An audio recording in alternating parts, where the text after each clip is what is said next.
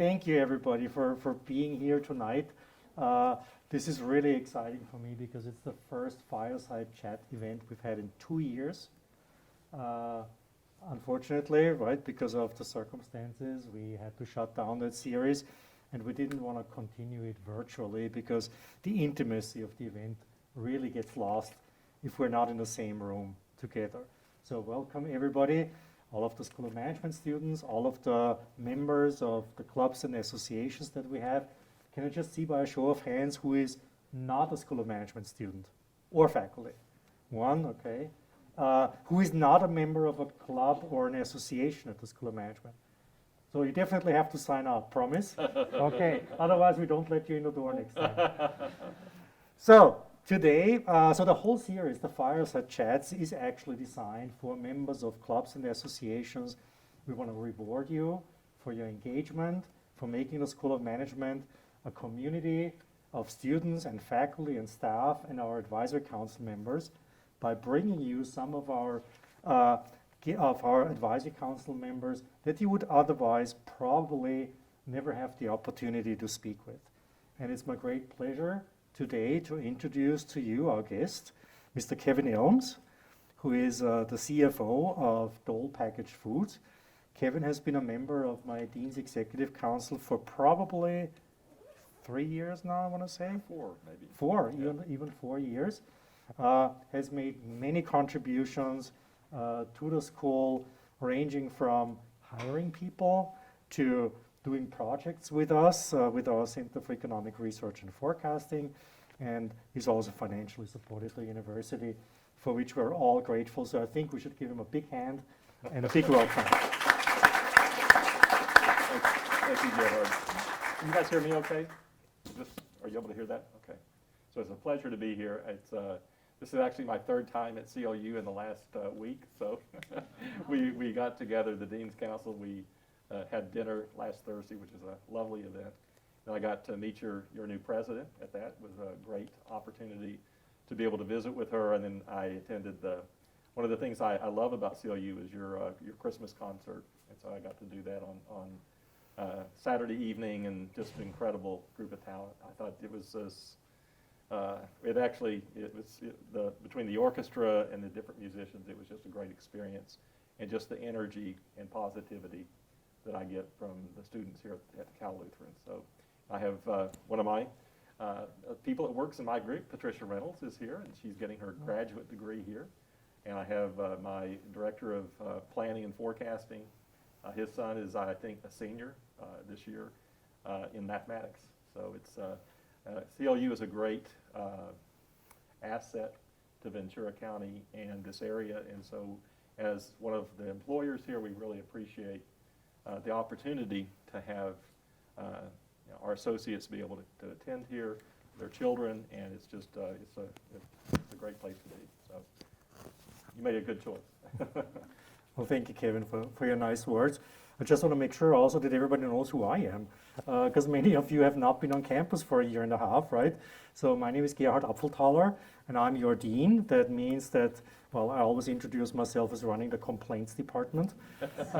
So if you have any complaints, don't complain to your professors, complain to me, because ultimately the buck stops in my office. I'm the person responsible for all the undergrad programs, the grad programs, the centers, that we have. And I get to do the fun things, such as speaking with our guests. Tonight is also more about you than about me or Kevin, but we always think that it's a good way to get the conversation started by me just talking a little bit with our guests, asking a few questions, but then very quickly we'll turn it over to you. It's not necessarily an ask me anything type of session, but as long as we keep it professional, our guest is expecting your questions and a lot of student engagement. But let's maybe start with the company that you represent. Many of us are familiar with some products by Dole or Dole Packaged Foods. There's always a little bit of a confusion. Right. So can you tell us a little bit about Dole Packaged Foods? Let me give you a little bit of a history of Dole and the packaged foods division. So Dole really started the canning of pineapple in the world in Hawaii about 120 years ago. In fact, was it our 125th anniversary, Patricia, I think, that we celebrate this year. So it's sort of a milestone for us. And the company in the 50s or in the early 60s acquired Standard Fruit. It was headquartered in New Orleans and did bananas, and that's really how it got into the banana business. And so that became Dole Food Company with both fresh bananas and pineapples, as well as what at the time was the canned products, which was pineapple juice and canned pineapple and mandarin oranges, that for the most part comes from Southeast Asia now. So we have factories in the Philippines and in Thailand. We do agriculture in the Philippines, and we buy from independent growers in Thailand. And we probably have 25,000 associates that work for us in Asia. And here in North America, we have a frozen business here in California in the Central Valley, where we do a lot of our frozen fruit. We process peaches and strawberries there from fresh to frozen, and then we bring in fruit from around the world into our frozen packaged fruit. And also do fruit bowls coming out of Thailand. And our size, and so Dole Food Company actually divested our division and our fresh fruit division in Asia to a Japanese company called Itochu, which is one of the 5 big trading companies in Japan. You've probably heard of Mitsubishi, Marubeni, Mitsui, Sumitomo, and Itochu. Those are the 5 largest, and they virtually import everything into Japan. And if you don't go through one of those companies, you're probably not going to sell your product there. And so that was in 2013. So we've been part of a Japanese public company for about 8 years, and before that, we were a U.S. public company. And I'm in charge of North America from the standpoint of a financial activity. We have about $1.1 billion in revenue in North America. Canada is also a very big market for us. And I've been with the company 13 years. My background, I started my career with Arthur Andersen, the accounting firm, and was there as a tax manager when I left, and then went with a company that was a spinoff off a computer company, and then was with a company that did bank services and check printing before coming to California about 17 years ago. I was initially here as the chief accounting officer with a company called Decurion, which owns Pacific Theaters and ArcLight Cinemas, which I was very disappointed a few months ago when they said that they were not going to be reopening the ArcLight Cinemas. But I've been with Dole 13 years as in the same role, so same job, not a heck of a lot of change in title, but a tremendous difference in what my role is, going from being a subsidiary of the U.S. company where the headquarters was in the same building to now our headquarters is in Singapore with our parent company in Tokyo and Osaka. So look forward to your questions. And I've been to Asia about probably 15 times over the last 8 years or so. And a lot of miles on United until the last year. I haven't been out of the country since January of 2020. So it's been a very interesting time in COVID, and it's great to be with a group of people in the same room. Nice. Let me follow up with a couple of questions. So you've been in very different industries. Is the CFO function industry agnostic? Pretty much. Yeah. I mean, there are definitely things that you learn that may be unique to each business. But when it comes down to it, you're still working with the financial statements, the P&L, the balance sheet, the cash flow statement. And there's a lot more commonality among companies in that than there is differences. And so I guess I've been in five different businesses.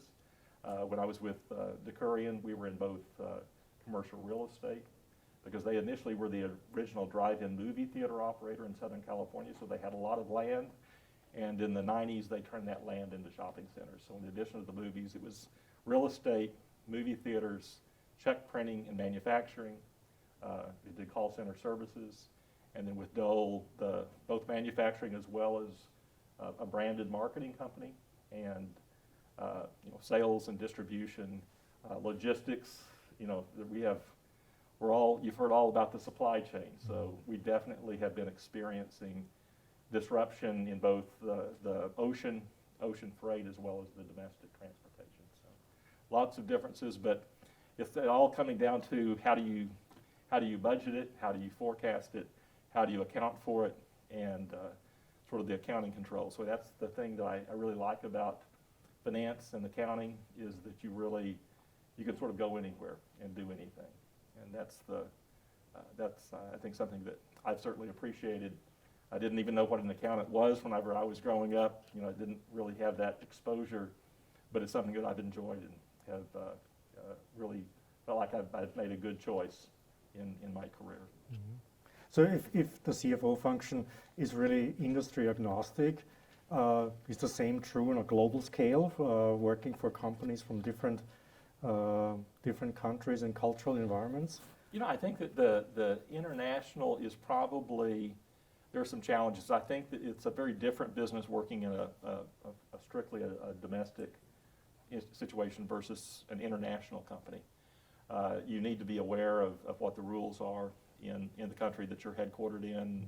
and really in any country that you do business in, there are unique aspects. We've been exploring opportunities in Mexico, and so there are some very different ways that you have to register an account and taxes in each country. But there's, it's certainly something that here in Southern California, with so much import coming in, few companies are not having an international link to their business. What about the cultural dimension? Your work at Dole Packaged Foods was acquired by a Japanese company. What changed in the company culture? Has it become easier, more difficult? Did it not matter?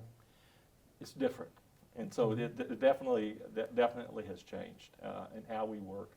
I think that one of the challenges that and before the company I was with before moving to California was actually headquartered in London, and so we were a U.S. subsidiary of a British public company, and so in both cases with the Japanese and the British, you sort of get questioned to death on what is going on. So they're both very much analytical and looking, but we probably had a little bit more cultural similarities with the British. The Japanese tend to do things, and the Japanese tend to do things in a very collaborative manner, and it's a very hierarchical view. So the highest person in the company, it's very difficult to go against what their wishes are, and so you tend to have a lot of collaboration and sort of going up the channel to be sure that you're in line and you're linked up with what the superiors are. And so that was a bit of a difference. And so sometimes we can be maybe a little too blunt, particularly in Asian cultures. And so I've learned that that isn't necessarily a disadvantage. It's just something that is different. And so that's what I really have seen, is that sometimes we go things a little more slowly. With the Japanese, they will take a long time to make a decision.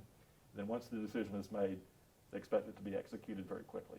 And whereas I think in the U.S., we tend to make decisions quickly, then the execution, they may take longer than what we originally had planned. Mm-hmm. Tell us a little bit more about yourself. You mentioned that you didn't know what an accountant was. What did little 5-year-old Kevin want to be when he grew up? What did I want to be when I grew up? And let me tell you, I didn't want to be a dean when I was 5.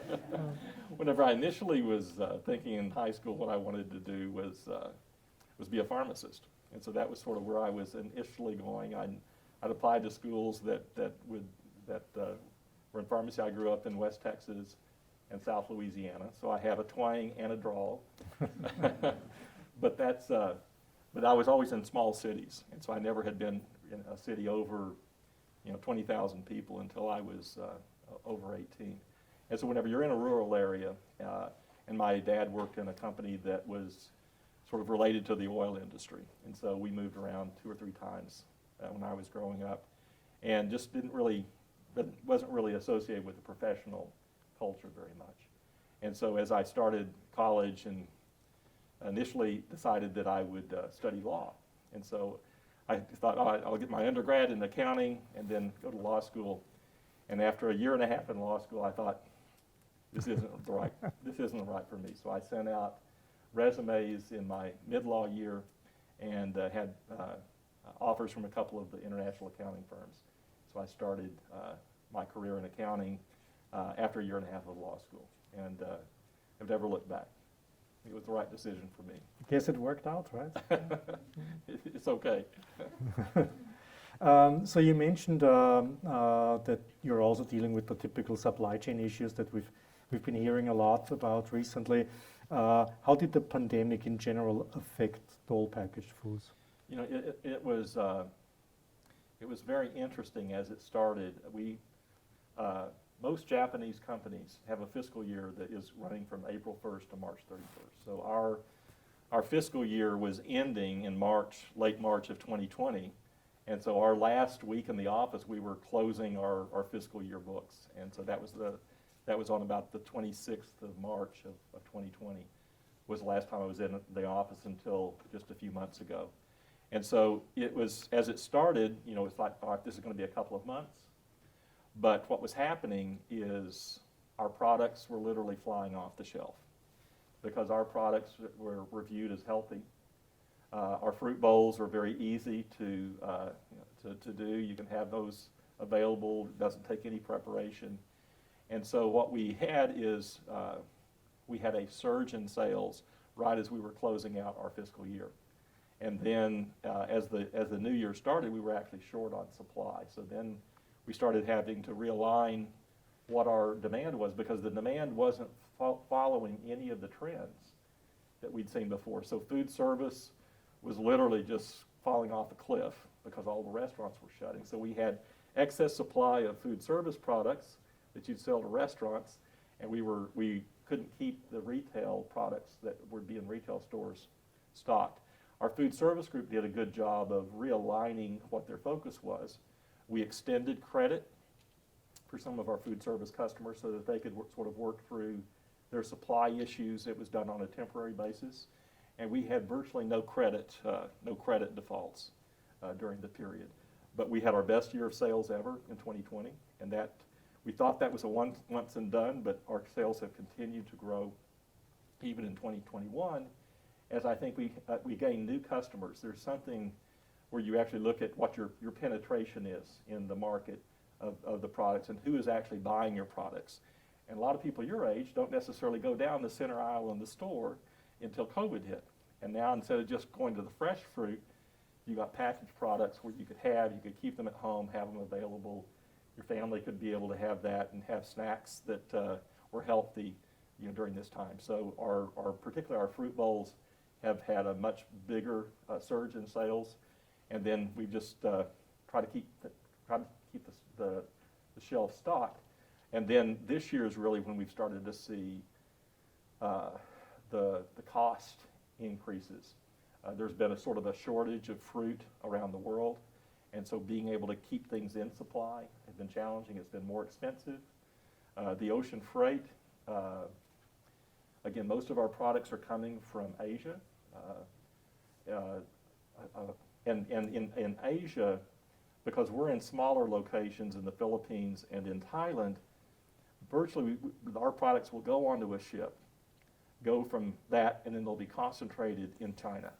And so most all of the big container ships are going from a port in China to the West Coast or to the East Coast of the U.S. So you have to get your product to China. China has been very conservative on any ship that has any risk of COVID. Basically, they won't let come in. And then the ports are also congested because our demand here in North America for all products, and many of which are coming from China, is very high. So the ocean shipping rates that we might have had $2,000 on our contracted rate in 2019, on a spot rate can be $20,000. That's for a container. For a container. So a 40-foot container that would probably hold about 20,000 pounds worth of product. That's got to have a huge impact on the bottom line. It has a huge impact. So as we look at trying to pass that on, and in retail, you typically have to be about 6 months out before you can do price adjustments.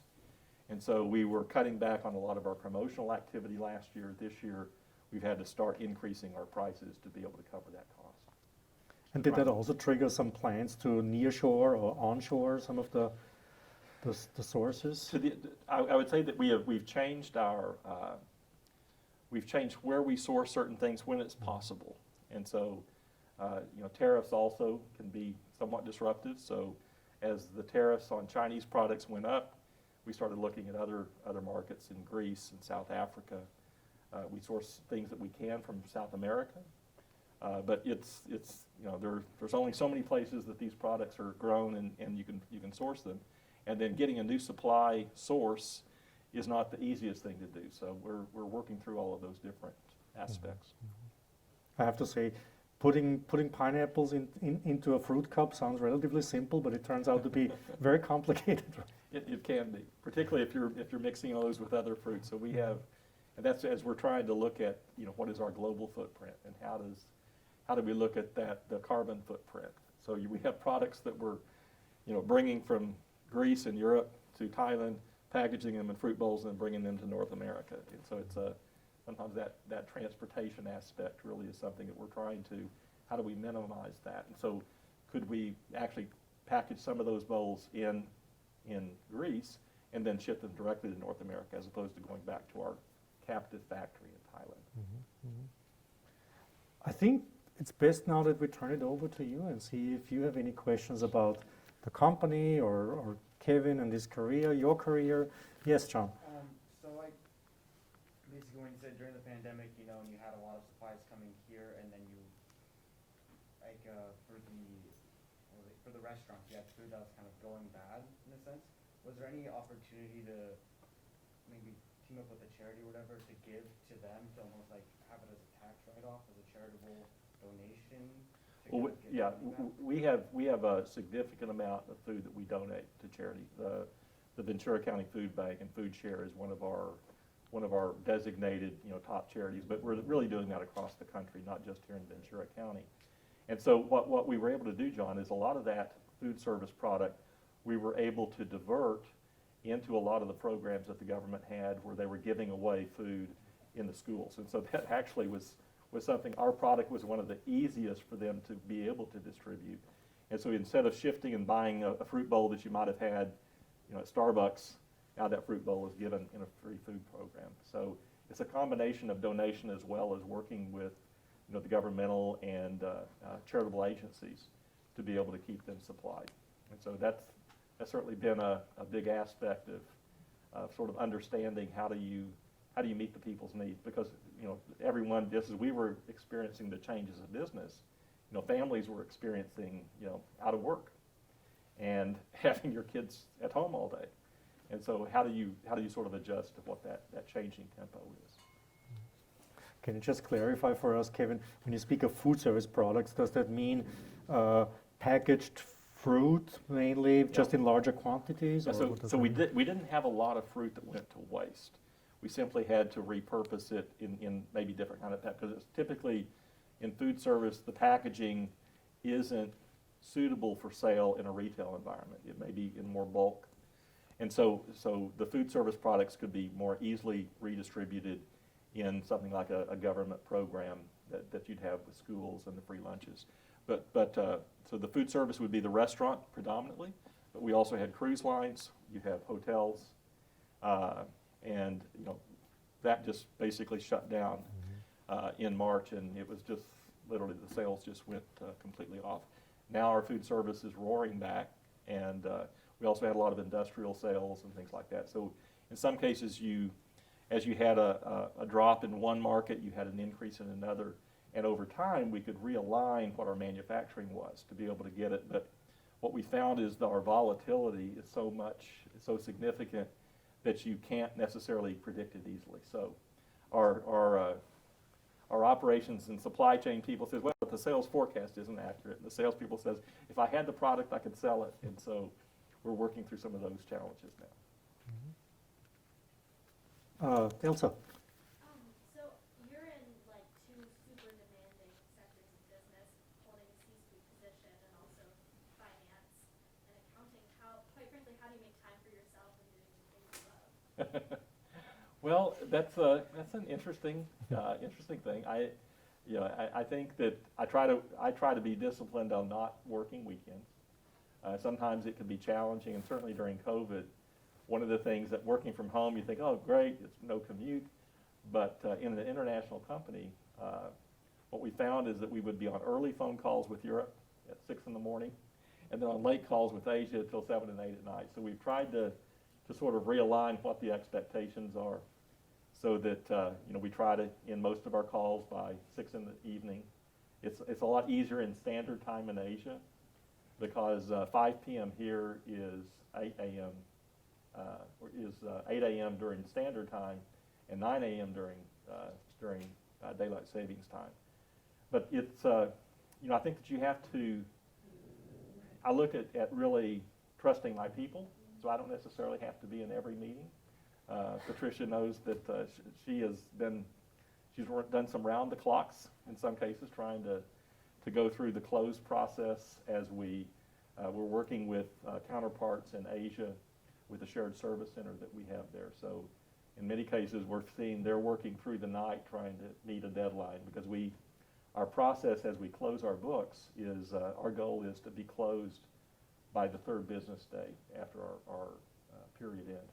We have our calendar, and those of you who haven't been in a corporate environment, you go with a fiscal calendar. And so our fiscal calendar is, we have 13 4-week periods. We always close the period on a Saturday. So we have 3 quarters of 3 4-week periods, and then 1 quarter of 4 4-week periods. And so it seems like we're closing the books all the time. So we are targeting, so right now we're closing our 9th period of the year. And so our goal is it will be closed by 5 o'clock tomorrow, and we'll send results to Singapore. But it is something that is challenging. I think that you sort of have to create your own boundaries. And I think we have a new president that started about a year ago, and his point was like, wait a minute, we cannot be on calls at 11 o'clock and then again at 6 o'clock in the morning. But that you have to have leadership that will support that also. But our team has done an amazing job under. I was one of the baby boomers that thought virtual work, no, that doesn't work, and they proved me wrong. And so we're going to a hybrid environment now. So we're going where we will be in the office 2 to 3 days a week, and we'll work virtually the other time. And I think we've learned a lot. I think everyone's technical skills on how to use computers and Zoom and Microsoft Teams has definitely improved. And I think that's for the better, and particularly in a place like Southern California, where you can spend an hour and a half going one way on a commute. There's some better ways of spending our time. But I still think that in-person collaboration and the ability to mentor someone, it's just not the same on a Zoom meeting as being in person. I think we've experienced that, right? My name's Ryan.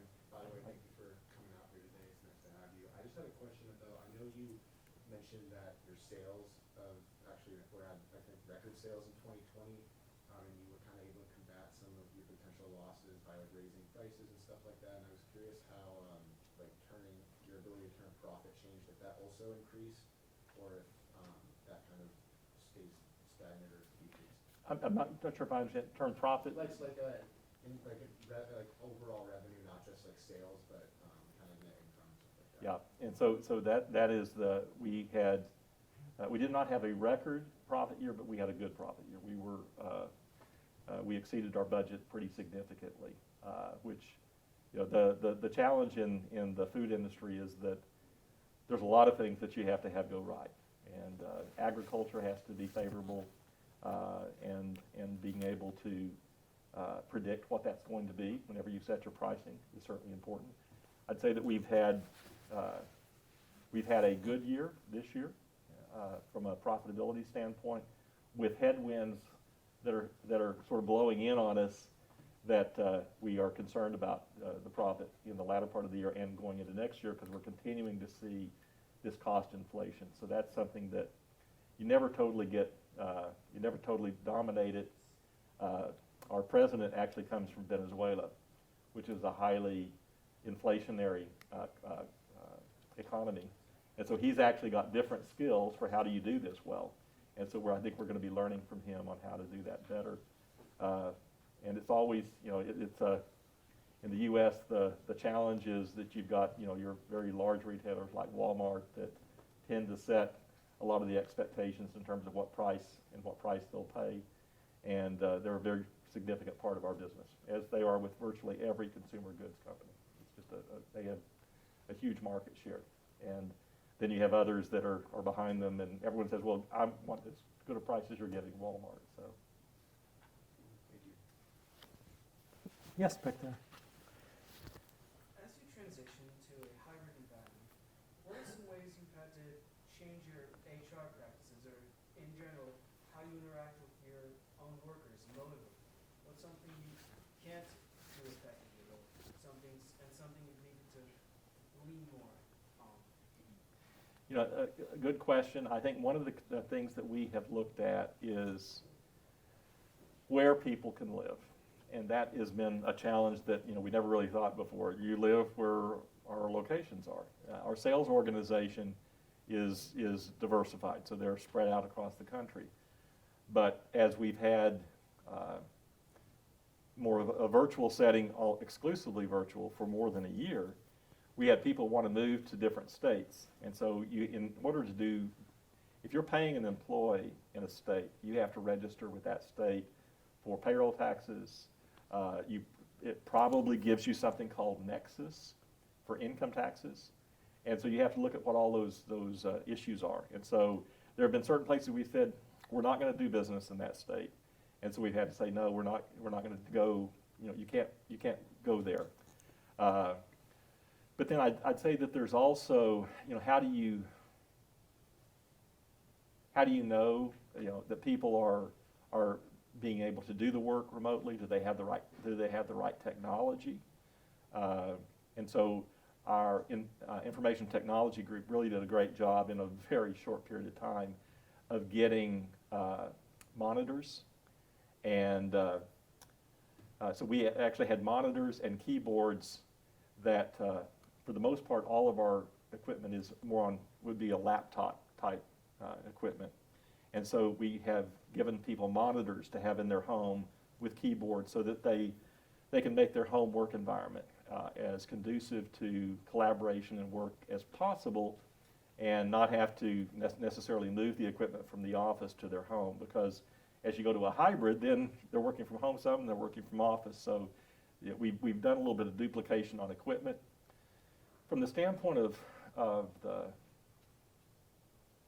just human resources and interactivity, we haven't had too much, but I think that as we start bringing people back to the office, there is some resistance to coming back. And, we're not totally back to normal. And so you have families that are trying to manage childcare, or we have a pretty mature workforce, so it's also elder care. We've probably had half a dozen parents pass during this time frame, so you've had some of the issues there. So I think what it's made me as a leader is being more empathetic to what people are dealing with in their personal life, and how do you say, okay, what's really important, and can we make some flexibility now, and then whenever you're having to work until 9 o'clock at night, maybe that's a little bit of a trade-off that you've had for having the flexibility in your work schedule. And so we've had our team has done a tremendous job, and so we really have been very fortunate in that. And I think the flexibility is something that is a good thing, and it's one that I'm not sure you would have gotten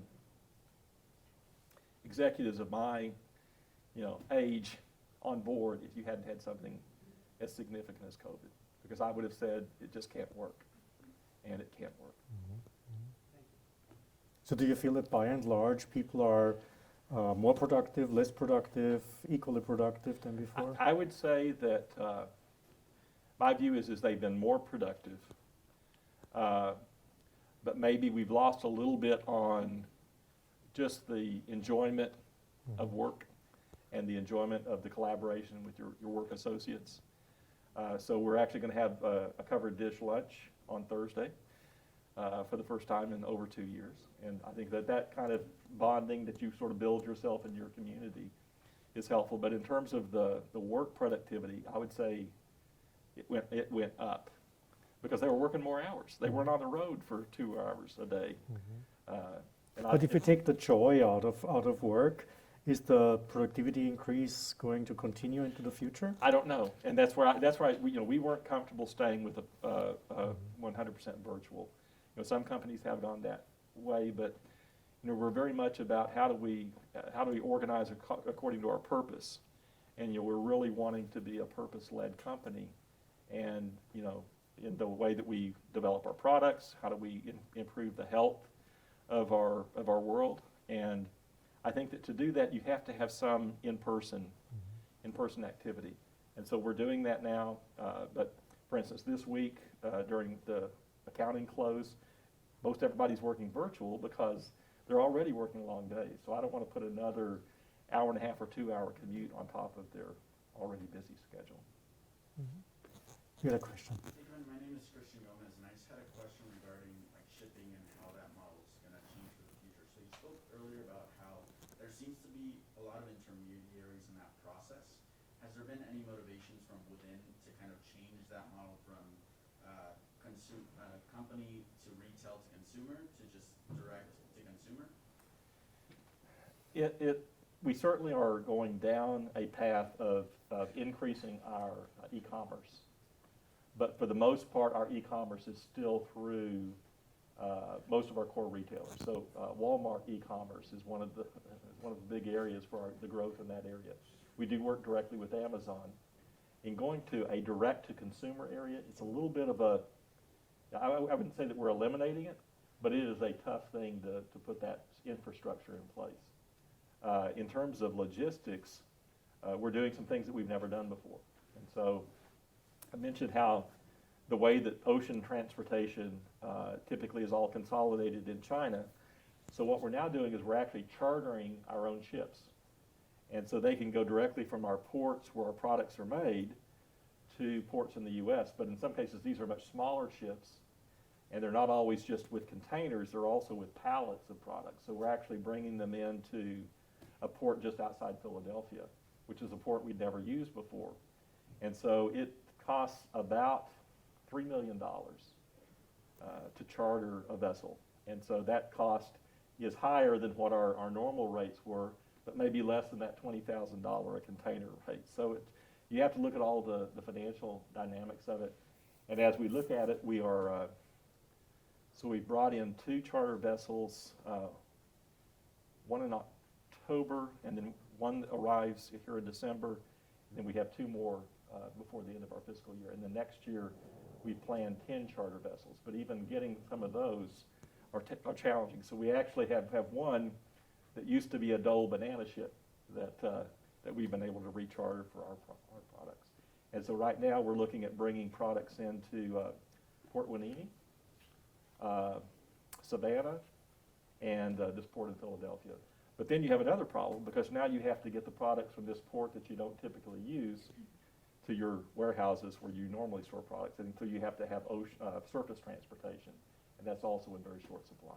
So if you listen to many radio or TV, you're hearing these ads for truck drivers, commercial drivers, because there's a tremendous shortage for many reasons. One, the demand has gone up, and then you had that bubble of about 10 months that none of the commercial driving schools were operating.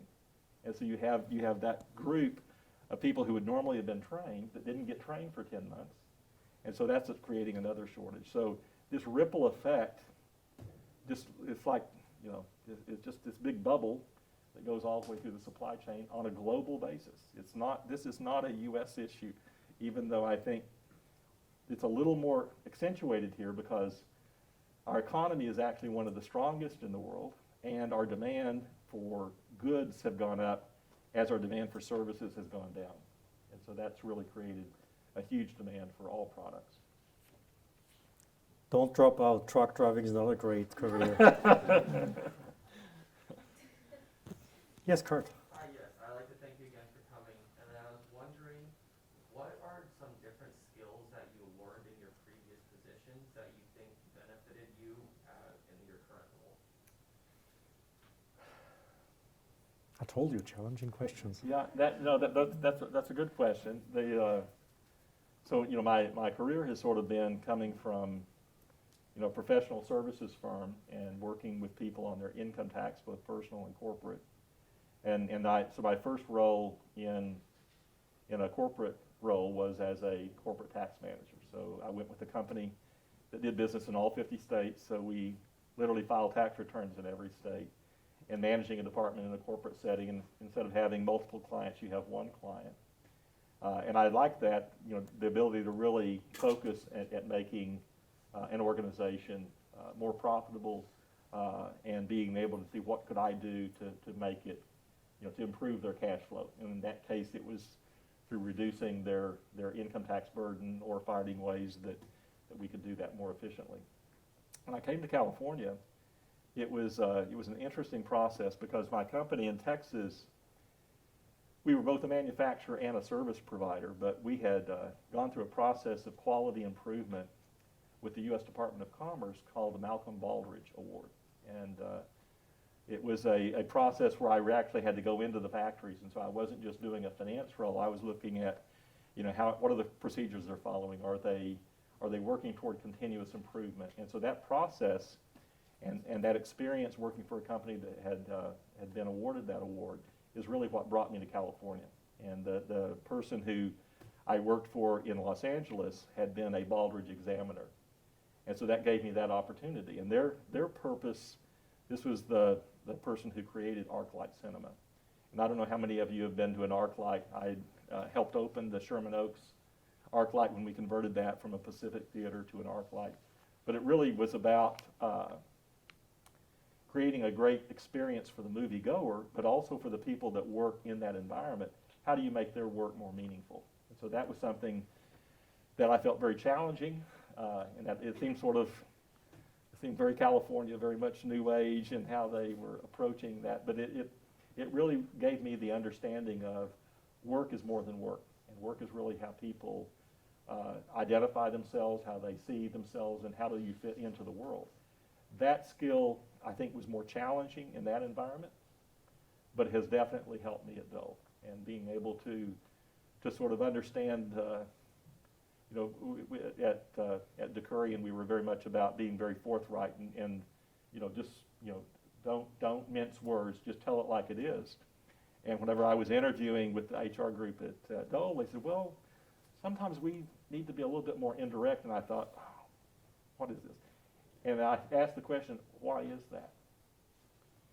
And the VP of HR said, well, you know, we sort of grew up in the tropics in both Central America and in Asia. And sometimes that direct approach isn't as effective at working with those cultures. And it sort of like made my whole view of this is the only way you could work to, oh yeah, there are cultural differences in how people can be able to hear you and be able to understand. And I think that was when I looked back and I thought, okay, the years I spent at DeCurry and really have helped prepare me for this, being in an international organization with people from many different cultures. And so I think that really has helped. And then just, you know, the people that you work with. You learn so much from the people that you work with that gives you different life skills. And how do you relate to people, and how do you deal with difficult situations, and try to do it in an honest way, but where you're also sensitive to what's going on in that person's life that may be impacting, you know, how they're coming across, how you're communicating. So. Going off those cultural differences you just mentioned, and earlier you said that Japan is a more hierarchical and collectivist society and culture. How do you change business operations to fit those cultural differences, being that America tends to be more individualistic? Well, you have to recognize that, as they have over the years said, we are your owners. So you do. I think it's a lot easier when it is the people that own your company to say, you know what, we need to make some changes. And so I think that we have. I've learned a lot from the Japanese people that work in our business, and so Japanese companies, because the Itochu is about a 50 billion revenue corporation. and they own hundreds of companies around the world. And even when they were acquiring our company, they have an agency of the Japanese government called the Japanese Business Investment Corporation. And it helps Japanese companies actually acquire foreign entities. And they help fund it. So about 60% of the funding of the debt they used to acquire Dole was funded through the Japanese government. And then there was about the other 40% were U.S. branches of Japanese banks. But what Japanese companies do is they have people who work for the headquarters, but they actually put them in each one of their affiliates. And so we'll typically have 2 to 4 since we started. And they're called secondees. They're seconded to you. You pay them, but they still work for the parent company. And so their retirement, their career path is all there. And with the Japanese companies, it's typically you'll work for the same company your entire life. And so I've only met one person that works for the company that wasn't there from the time they graduated from college. And so that's a very different cultural thing also, whereas here you have people that are moving, I haven't moved a lot of times, but I've worked for 5 different companies in my career, which is actually very few for most people here in the U.S. And people your age and 20 years older than you are probably going to work for that many in the first 10 or 15 years that you're working. So that's a very different process. But what you find as I work with the Japanese is their dedication to their work goes beyond just a paycheck. It really is about, they have a very long-term view of how do they make that company successful. And they're just, they're very,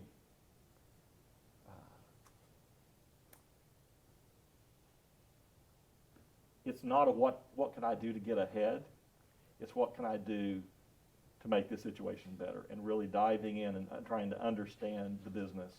And so I've learned a lot of both discipline and professional discipline from the way that they work. But it is the collaboration, and then so what we've learned is that we'll use them to work at communicating back with the headquarters. And that makes our communication and getting project approvals much faster, because they sort of trust each other. There's always a little bit of a inside versus outside with the Japanese culture, I think, but it's they're very dedicated, and so I have a high degree of respect. And you go to the country, and it's the cleanest place on earth. But I've very much enjoyed working for a Japanese company, and the different cultures we have in our own between the Philippines and Thailand, and just getting to know people and the diversity we have in our world. I have a million questions about the secondees. Isn't that an awkward role? Are they are paid by you, but they don't report to you? They report to the Japanese headquarters. So are they reporting back in a way of what's going well, what's not going well, and what's their role? It is. I think that as an American, I think we'd have a hard time doing that role. I think that the Japanese culture and their sensitivity to that work environment is they work at being very respectful of inside versus outside in terms of what they're going on, and so their communication.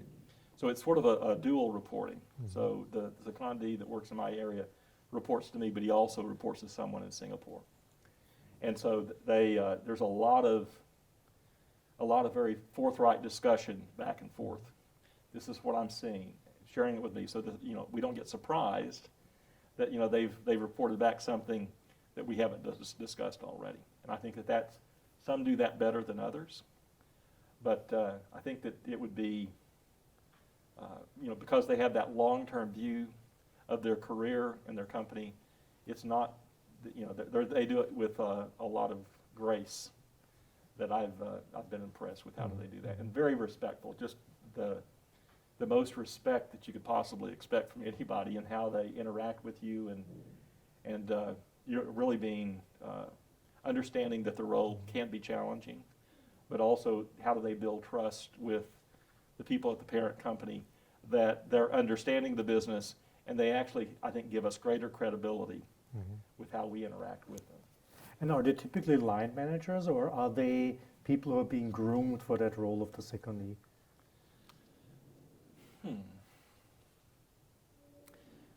Normally, they will not have accountability for any business results. So they want the business results to still be owned by the people in the people who work in that business.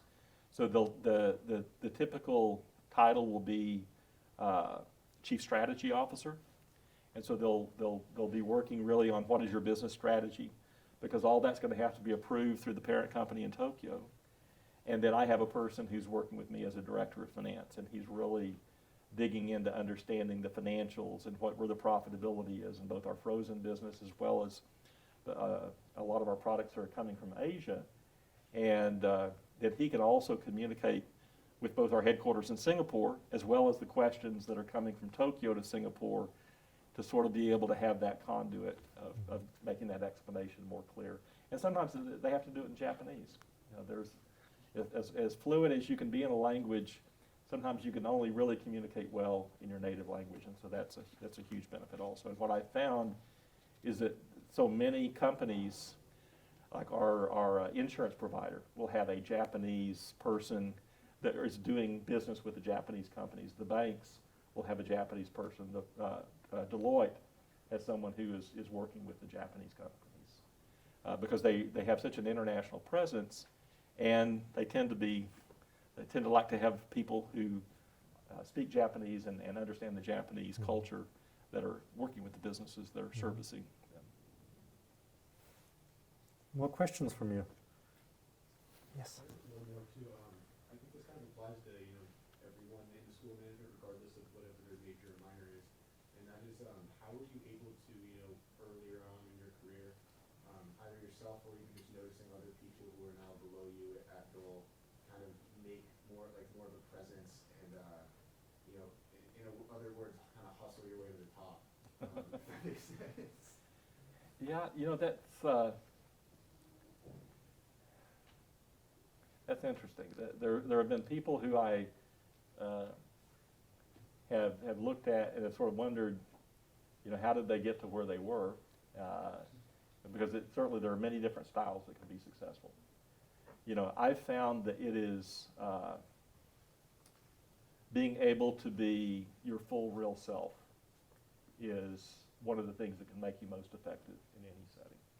And so trying to not pretend to be something that you're not, and to be able to acknowledge what you don't know. That to me is one of the biggest assets in how you'd be able to lead. If you can admit what you don't know and then work to learn it and learn from other people. Also not try to be the smartest person in the room all the time. And being able to listen to other people and understand what kind of input. I think a lot of times women have a sensitivity that men sometimes can have a blind spot in.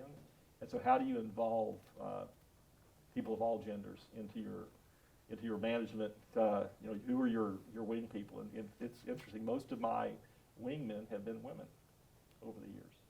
And so I think that's the other thing, is how do you learn from others to be able to have the understanding to make the right decision. And then, when it comes down to having to make the tough choices, a lot of times those are what I'll do and how I will come with that. And being able to hear other people and what their opinions are, but then sometimes have to make a decision that's not very popular. You'd be pleased to hear, Kevin, that we have a few members of our youngest club here tonight, the Women in Business Club. Oh, okay. Very good. Andrea and Brisa, right? You Hi. started that club. And I think you have the largest contingent of members here, despite the fact that you've just been in existence for a couple of weeks, Yes. right? Wow. Since November 1st. Yeah. Excellent. We're still strong. Yay, yay. Female power, right? Yeah. Well, I have 5 granddaughters, so I'm all about female power. Yeah, Kevin, I had a quick question regarding inflation. So I'm sure you've heard of the fact that inflation is transitory, as the Fed aims to close their tapering policy soon. What are your views on that, and how does Dole plan to adjust to that should we see prolonged inflation for the years to come? I would say that we probably don't have long-term plans at this point. We haven't had the kind of inflation that we've seen over the last year, really my entire time with Dole. In some cases, we've actually had deflation where we've had costs go down, and sort of that cycle, always trying to reduce costs and being able to get more and more efficient, has generally played pretty well. I think that what we are seeing on the commodity side, it's we're thinking probably 2023 we should start seeing a little bit of the supply chain evening out. I just attended a meeting last Thursday with our ocean shipping consulting firm that are really in that, and it's not going to get better. It won't get better in 22. And so that was disappointing and a little sobering. So what we'll see is that our ocean shipping rates versus our contracted rates that we have this year are probably going to double. But we're only getting about 70% of our product shipped through our contract rates anyway, because they'll just say, hey, we're not going to ship it, and because when we can get $20,000, we're not going to pay you $4,000. And so what we're seeing is that as we diversify that supply chain with the charter vessels, and we'll go to a higher rate for our contracted rate for shipping, but the spot rate will come down, and so it won't be quite as much of a diversity. When it comes to fruit and sourcing, packaging, we want to eliminate plastics from our packaging by 2025. And so what COVID has done is sort of disrupted a little bit of that goal on how do you come up with packaging that could be plant-based, and also have the properties where you can still have the shelf life of the products that we do on the package side of the business. Looking at where can we source, and how do we get partnerships with companies in South America, and how do we get our supply chain. So whenever you look at our products, there's a big difference between tropicals and deciduous products. So your tropicals are things like pineapple, mandarin oranges. Your deciduous would be peaches, berries, blueberries, blackberries, strawberries. The berry crop is predominantly grown, or the blueberry crop is predominantly grown in the northern part of the United States, southern Canada. It's just been decimated. What didn't get decimated in the fires we had in the summer got decimated in the floods that they had in British Columbia last month. So you get these, and it's a huge portion of the global supply. So as we're working through those eventually will work themselves out, but I think we're probably looking at about 18 to 24 months to get back into supply. You'll probably have the demand as people start shifting from buying Amazon to actually going back to restaurants and maybe going to a hotel or two.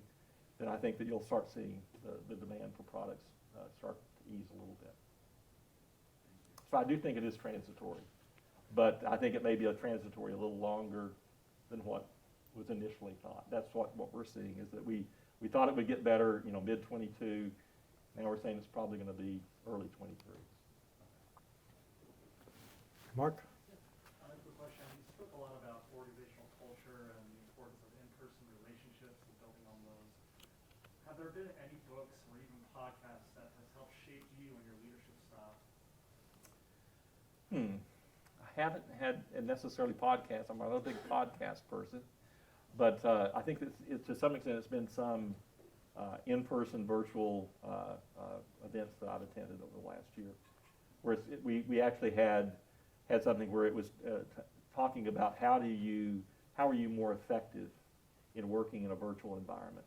How do you take time for yourself to be able to still have the discipline of, when you go to the office, even though it's just another room in your house, you leave the office. I think that's the thing is for some people, they never leave work because now work is in the middle of their house.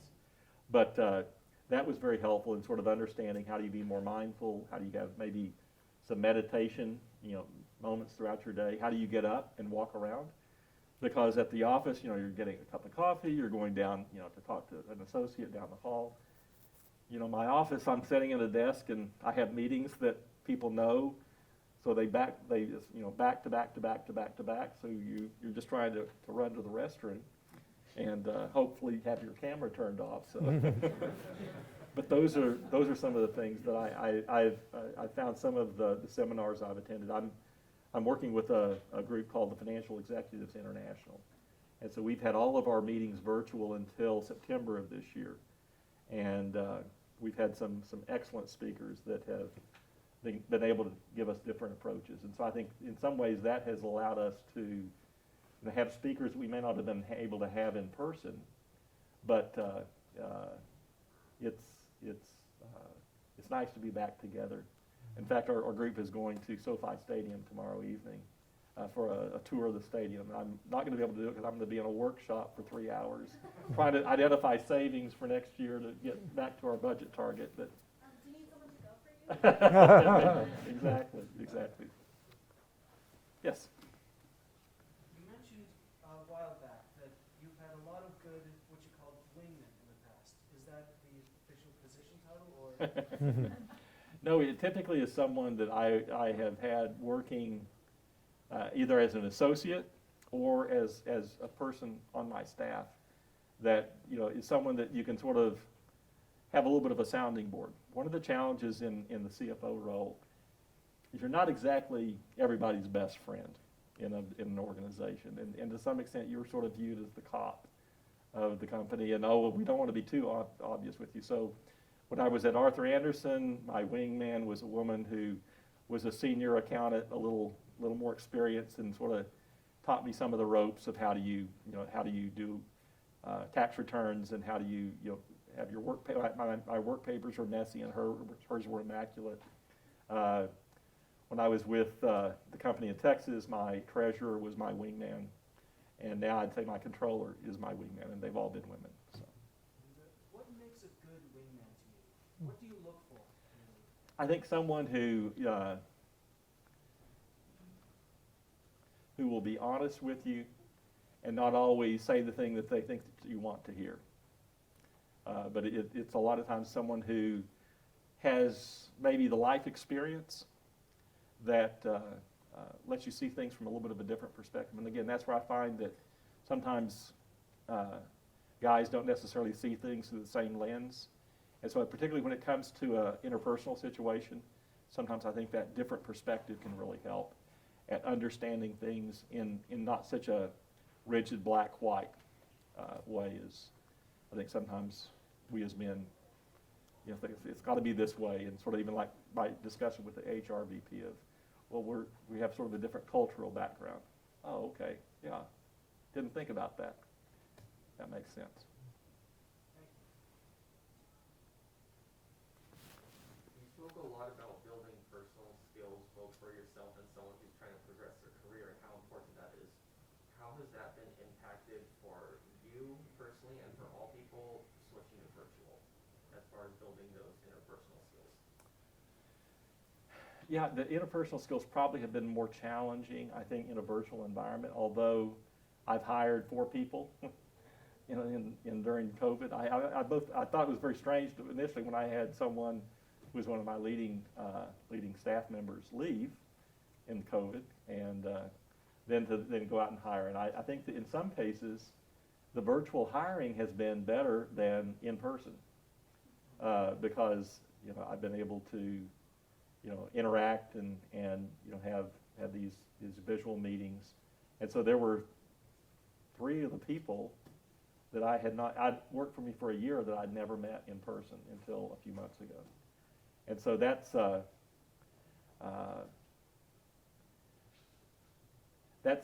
been interesting to now work with them in person, sort of see some things that I didn't necessarily see in the virtual setting.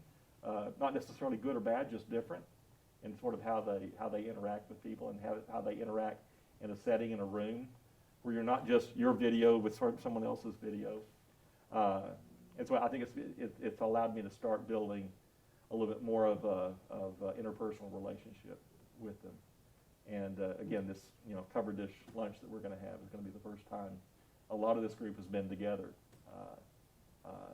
in a long time. And also being sensitive to the people that may not be comfortable in that setting.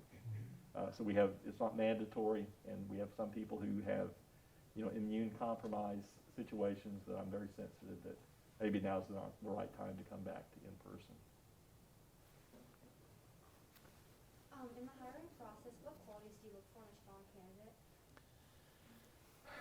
I think that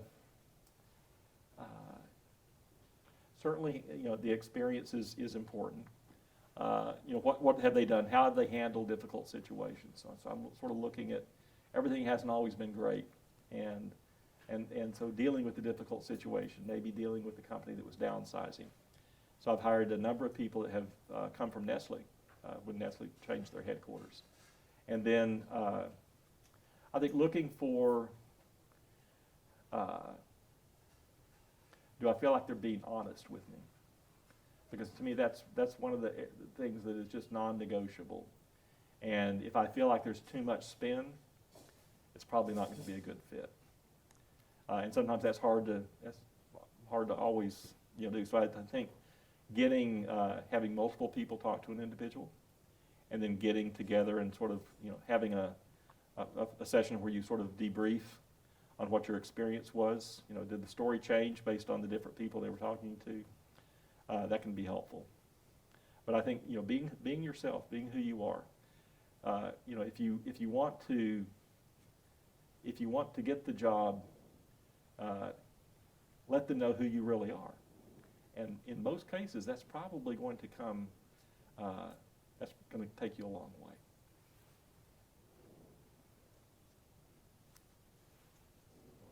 Well, let me claim Dean privilege and ask the last question. It's relatively uncommon that CFOs move into the CEO role. Why is that?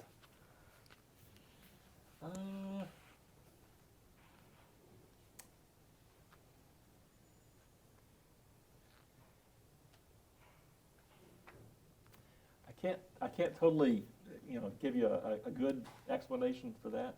Gerhard, I think that in some cases, we're sort of watching, we're sort of there, we are, we're seeing where the opportunities are, but in some cases aren't making the decisions, some of those strategic decisions that are done.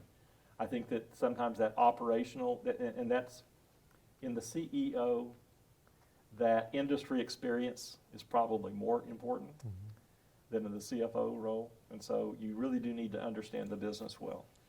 You can attain that coming through the finance area, but I think it takes longer than if you're in an operational role or in a consumer goods company. Having that sales dimension or that marketing dimension, I think, are very important, and those are areas that I don't necessarily. That's not where my area of expertise is, and so you probably would have.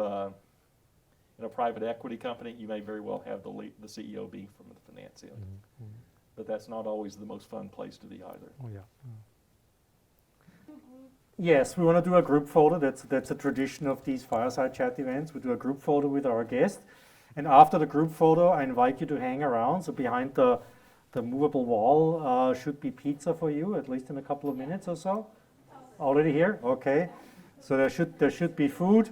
And Kevin is going to hang around a little bit, and please approach him, network with him, ask the questions that you didn't dare to ask in front of everybody else.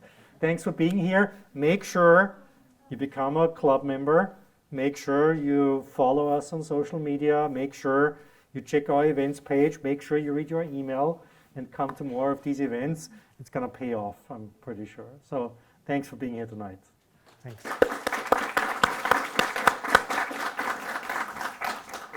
And by the way, you win the prize for the best socks. Well, you have to. Pineapple socks.